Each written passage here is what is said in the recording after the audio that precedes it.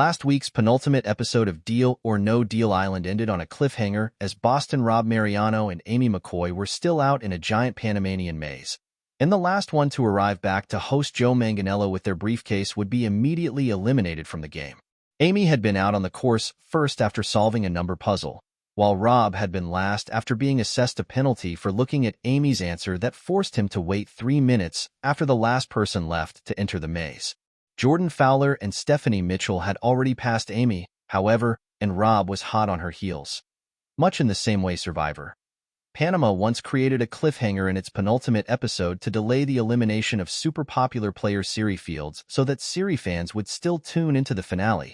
The Deal or No Deal Island Gambit was a tip-off that Rob would lose his footrace, and indeed he did. He was eliminated at the start of Monday's finale on NBC.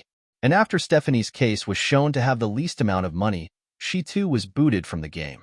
That set up a final excursion between Amy and Jordan, in which the two women had to walk from opposite ends of a shaky high wire to grab a red rope in the middle and retrieve the final golden case. When Jordan eventually won that race, that meant she would be facing off against the banker, with a final case worth $13,857,000. But first, she had to meet the banker in a twist even less surprising than Boston Rob being eliminated. The banker was finally revealed, and it was none other than original Deal or No Deal host and current Island executive producer, Howie Mandel. An oddly confrontational Mandel attended the final temple battle and presented his offers in person, but also attending was the entire eliminated cast, for once all in unison and rooting together for Jordan to take home as much cash as possible.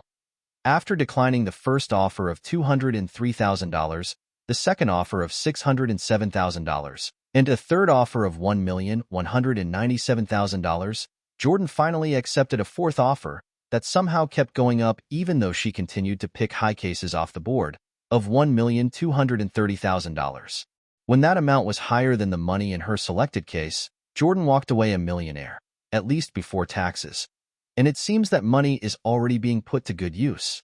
All season, Jordan talked about needing the money to fund her fertility journey, especially after enduring a devastating late-term miscarriage, and a cut to 5 months after filming revealed a pregnant Jordan and her husband showing off an ultrasound of their soon-to-be-born child.